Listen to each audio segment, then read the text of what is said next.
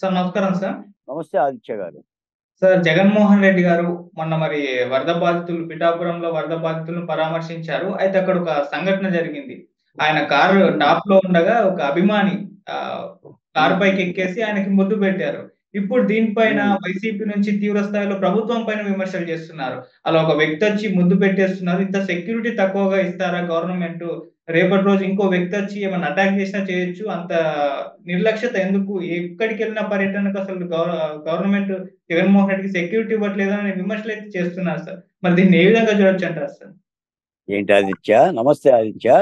Sir. ఏంటి జగన్మోహన్ రెడ్డి గారు వరద వరద ప్రాంతాలకు వెళితే హ్మ్. ఆయన అభిమానులు ఆయన కారు ఎక్కి ఆయన్ని ముద్దు పెట్టుకున్నారా? అవును. ముద్దు పెట్టుకుంటే ఇది ప్రభుత్వ వైఫల్యం. ఇలా చేస్తే జగన్మోహన్ రెడ్డి గారి ప్రాణాలకు భద్రత ఏంటి హ్మ్. అంటూ వైసీపీ నాయకులు ప్రభుత్వం మీద విమర్శలు చేస్తున్నారు, అవును. దుమ్మెత్తిపోతున్నారు. ఇదని మీరు అనేది? అవును సార్. ఇందులో పెద్ద విషయం ఏముంది ఆదిత్య? జనరల్ గా జగన్మోహన్ రెడ్డి గారికి వైసీపీ పార్టీకి అలవాటైన విద్య ఒకటి ఉంది కదా, లేపేయమనండి. ఎవడైతే ముద్దు పెట్టుకుంటే వాళ్ళు లేపేయటమే. లేదంటే కోడికత్తిలా కేసు పెట్టి ఒక 5 ఏళ్ళు లోపల దేమనండి. ఇందులో సమస్య ఏముంది? వాళ్ళకి తెలియకపోతే కదా ప్రభుత్వానికి ఏం సంబంధం. అవును. జగన్మోహన్ రెడ్డి గారిని ఎవరిని తాకినా, హ్మ్. ఎవరు ముద్దు పెట్టుకున్నా, ఎవరి దగ్గరకు వచ్చినా లేపేయటమే. వాళ్ళు చేసిందే కదా. ఇందులో పెద్ద హ్మ్. విచిత్రం ఏందన్నా, ఇప్పుడు కోడికత్తి సీన్ కూడా నేరం చేయలా. అవును.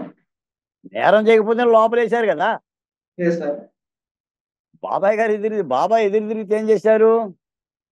వైఎస్ చం వివేకానంద రెడ్డిని ఎదురు తిరిగితే హ్మ్. బాబాయ్ని ఏం చేశారు? చంపేశారు. చేశారా? అవును. మాస్క్ అడిగితే సుధాకర్ గారిని ఏం చేశారు? ఇచ్చడానికి ముద్రేశారు కదా. అవును. ఇసుక ట్రాక్టర్ ఆపేస్తే వరప్రసాద్ ఏం చేశారు? సీతారాంపురం పోలీస్ స్టేషన్ లో తిరుమణం చేశారు కదా. అవును. ఎవడైతే జగన్మోహన్ రెడ్డి గారిని టచ్ చేస్తాడో హ్మ్. వాళ్ళకి శిరోమణాలు చేసేయటమే. ఓహో! వాళ్ళ మీద కేసులు పెట్టి లోపలేయటం ఇదే పరిష్కారం. నేను చెప్తున్నాను వైసీపీ నాయకులారా, హ్మ్. మీ నాయకుడి మీద కేసు పెట్టిన లోపలేయండి మీరే. కేసులు పెట్టండి, కేసులు పెట్టండి. లేదంటే మీరే, మీకు తెలుసు కదా ఏం హ్మ్. చెయ్యాలో కూడా. మద్యం ధరల మీద మాట్లాడితే ఓం ప్రకాష్ ఏం చేశారు? వాళ్ళకి తెలియకపోతే కాదు ఇవన్నీ మనం చెప్పటం. వాళ్ళకి తెలుసు. అవును. ఆ చర్యలు తీసుకోవడం మంచిది. అంటే అధికారంలో ఉన్నప్పుడు తీసుకుంటారు, ప్రతిపక్షంలో ఉన్నప్పుడు తీసుకోరా ఏంటి? హ్మ్. ఏంటి? కాబట్టి జగన్మోహన్ రెడ్డి గారి దగ్గర చాలా ప్రైవేట్ సైన్యం ఉంటుంది. అవును. ప్రభుత్వం నియమించిన 4, 5 పోలీసులే కాదు, హ్మ్. ప్రైవేట్ సైన్యం కుప్పల తెప్పలుగా ఉంటుంది. ఏం చేస్తున్నారు? గోలు గిల్లుకుంటున్నారా ఏంటి? వాళ్ళ నాయకుడిని ముద్దు పెట్టుకుంటుంటే ఆయనే ముద్దు పెట్టుకుంటున్నాడు. ఆయన ముద్దు పెట్టుకుంటే నష్టం ఏముంది ఆదిత్య? ఏం లేదు సార్. జగన్మోహన్ రెడ్డి గారి మీద ఏమైనా చేస్తారా ఆదిత్య? కత్తులు తీసుకొని ఆయన చేయకపోతే మంచిది. కానీ వైసీపీ వాళ్ళు ఏమైనా చేస్తారని భయపడాలి. కానీ జగన్మోహన్ రెడ్డి గారి మీద ఏం చేస్తారు? మా అయితే ముద్దు పెట్టుకుంటారు, మా అయితే ఓ సెల్ఫీ దిగుతారు. అవును. ఏం చేస్తారు చెప్పండి అభిమానులు? హ్మ్. ఆ దీనికి ఒక అవును. ట్రోలింగు, ప్రభుత్వం చర్యలు తీసుకోవాలి. ఇది వాళ్ళకి తెలిసింది. కాబట్టి జగన్మోహన్ రెడ్డి గారికి వచ్చిన నష్టమేమీ లేదు, ఆయన ప్రాణానికి వచ్చిన నష్టమేం లేదు. మీకు ఇంకో మాట కూడా చెప్తా, సార్. ఆయన్ని జైల్లో కూడా పెట్టరు. ఎందుకంటారు సార్? ఆయన జైల్లో పెట్టగలిగిన ఆయన జైల్లో పెట్టగలిగిన దమ్ము కూడా నాకు తెలిసి హ్మ్. కేంద్రంలో కానీ రాష్ట్రంలో కానీ లేదని చెప్తా. ఆ! ఎందుకు సార్? మరి ఎందుకేమో ఆదిత్య, ఇప్పుడు జగన్మోహన్ రెడ్డి గారి మీద కేసులు పెట్టబడి ఎంతకాలం అయింది? హ్మ్. 14 ఏళ్ళు అయ్యింది. అవును. 14 ఏళ్ళు కేసులు ఎవరు పెట్టారు? కేంద్ర ప్రభుత్వానికి సంబంధించిన ఈడీ పెట్టింది, హ్మ్. సిబిఐ పెట్టింది. హ్మ్. ఏం బీకాం 14 ఏళ్ళుగా? ఏం బీకాం చెప్పు ఏమి తెలుగులో? లేదు. ఏమి లేదు. జగన్మోహన్ రెడ్డి గారి ఏమన్నా పీకావా? విచారణ జరుగుతుందా కేసులు? లేదు. 3000 వాయిదాలు ఎగ్గొట్టాడు. అవును. పాస్పోర్ట్ కావాలన్నాడు. అయ్యా పాస్పోర్ట్ కావాలంటే నువ్వు కాస్త కోర్టుకు వచ్చి ఎన్ఓసి ఇవ్వయా, హ్మ్. ఒక 20,000 రూపాయల పూచీకత్తు ఇవ్వయా, కోర్టుకు రావయ్యా అందే. హ్మ్. నేను రాదు, మీరే ఇవ్వాలి అన్నాడు ఆయన. ఆయన పరిపాలనా కాలంలో జడ్జిలను ఏమన్నాడు ఆయన జగన్మోహన్ రెడ్డి గారు? హ్మ్. వీడు కమ్మ జడ్జి, ఓహో! వీడు చంద్రబాబు నాయుడు జడ్జి, ఇదే కదా ఆయన అన్నది. ఆ? జడ్జిల పైన అటువంటి కామెంట్స్. అందుకని జగన్మోహన్ రెడ్డి గారిని ఏం బీగుతూ అంటున్నా, అవును. ఆయన అధికారంలో ఉంటేనే, ప్రతిపక్షంలో ఉంటేనే, 11 వస్తేనే, 151 వస్తేనే, మనం పీకేది ఎందుకు చెప్పండి? పోనీ పీకినప్పుడు మాట్లాడుకుందాం. ఉమ్, కాబట్టి ఉమ్, జగన్మోహన్ రెడ్డి గారు సెక్యూరిటీకి వచ్చిన ఇబ్బంది ఏమి లేదు, ఉమ్, ఆయనకు వచ్చిన నష్టం ఏమి లేదు. ఉమ్, భయపడమాకండి వైసీపీ కార్యకర్తలారా, వైసీపీ నాయకులారా. మీ నాయకులు ఎవరు ఏం చెయ్యరు, మీరేమైనా చేస్తే చెయ్యాలి తప్ప మిమ్మల్ని చేసేవాడు లేడు. మీరు హ్యాపీగా ఓదార్పు యాత్రలు చేసుకున్నా, పాదయాత్రలు చేసుకున్నా, మీరు రాళ్ళు వేసినా, రప్పలేసినా, పడవలు విడుదల చేసినా, లేదా కాదాంబరి చిత్వానేని విజయవాడ తీసుకొచ్చి కేసులు కట్టి 42 రోజులు జైల్లో పెట్టినా, వాళ్ళ అమ్మను వేధించినా, వాళ్ళ నాన్న వేధించినా, ఐపీఎస్ అధికారులని ఐఆర్ఎస్ అన్నట్టుగా వాడుకున్నా, ఉమ్, నాకు తెలిసి వైసీపీని అయితే పీకుతారని నేనేం అనుకోవట్లా. ఒకవేళ పీకితే గీకితే ఏం పీకుతారో చూద్దాం. ఉమ్, ఎందుకంటే 3 బోట్లు విడిచిపెడితే రాష్ట్ర ప్రభుత్వం 4,30,00,000 రూపాయలు ఖర్చు పెట్టింది అవును. ప్రజాధనాన్ని. ఉమ్, అసలు ఆ బోట్లు తీయలేకపోతుంది. వారం ఇప్పుడు బోట్లు వెలిగితేత ఒకటో రోజు, ఓకే. రెండో రోజు, ఉమ్, మూడో రోజు అని 7వ రోజుకి నడిచింది. హ్యాపీగా వాళ్ళు నిర్లజ్జగా బోట్లు వదిలేశారు, వెళ్ళిపోయారు, ఏదో కేసు కట్టారు, లోపల పోయారు. ఇక 4 రోజులు బెయిల్ మీద వచ్చేస్తారు. ప్రభుత్వ సొమ్ము ఖర్చు అయిపోయింది. ఒకవేళ ఆ బోట్ల కారణంగా కనుక ప్రకాశం బ్యారేజీ దెబ్బతిని ఉంటే అసలు ఆ బోట్లు ఎవరియో కూడా తెలిసేది కాదు.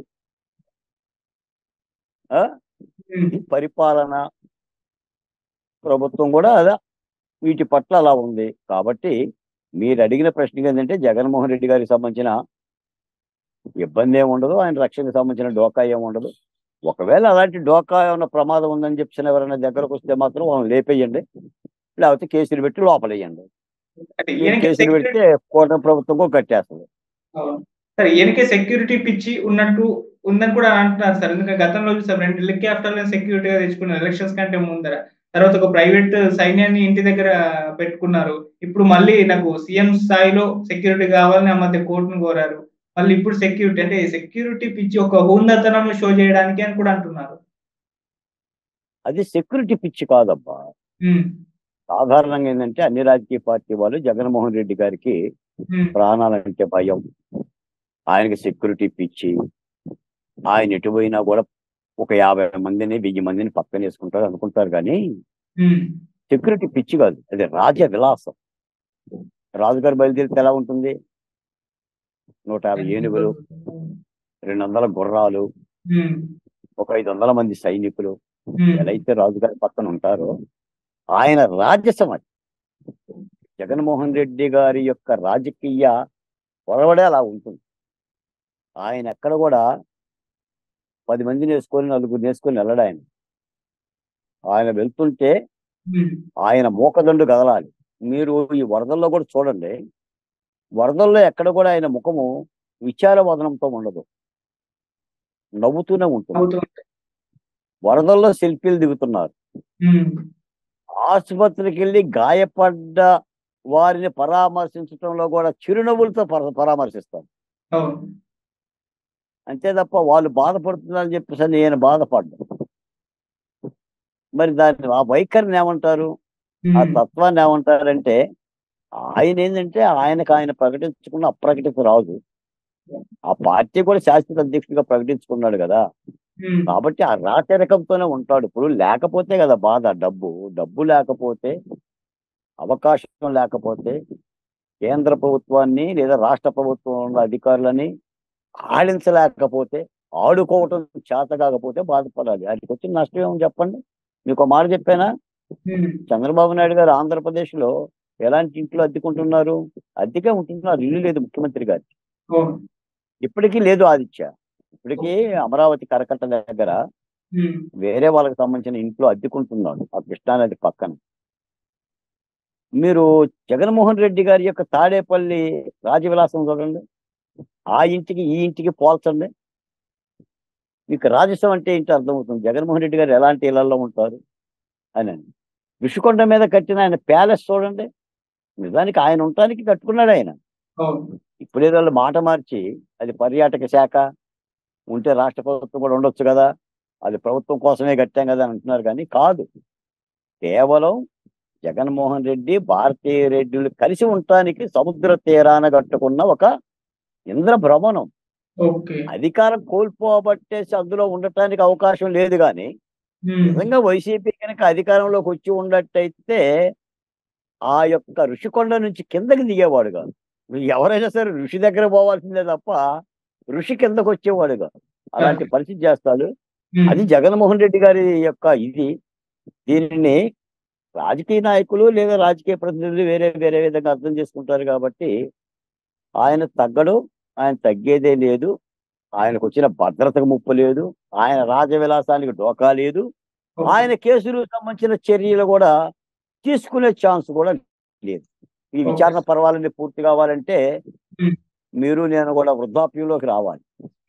నాకు తెలిసి ఇవన్నీ కూడా ఏంటంటే దాదాపుగా ఆ సారం కనిపించడం. ఎందుకంటే 14 ఏళ్ళుగా ఇంత నత్తనడుతున్న సిబిఐ విచారణలో, మళ్ళీ మామూలు విచారణలు కాదండో ఎన్నో, ఏదో సిఐడిలో పోలీసులో ఏదో విచారణలు కాదు, సిబిఐ అంటేనే భారతదేశంలో అత్యంత ఉన్నతమైన సంస్థ.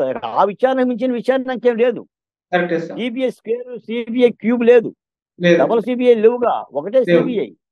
ఎవరు అడిగినా అదే. దానికి అది పరిస్థితి.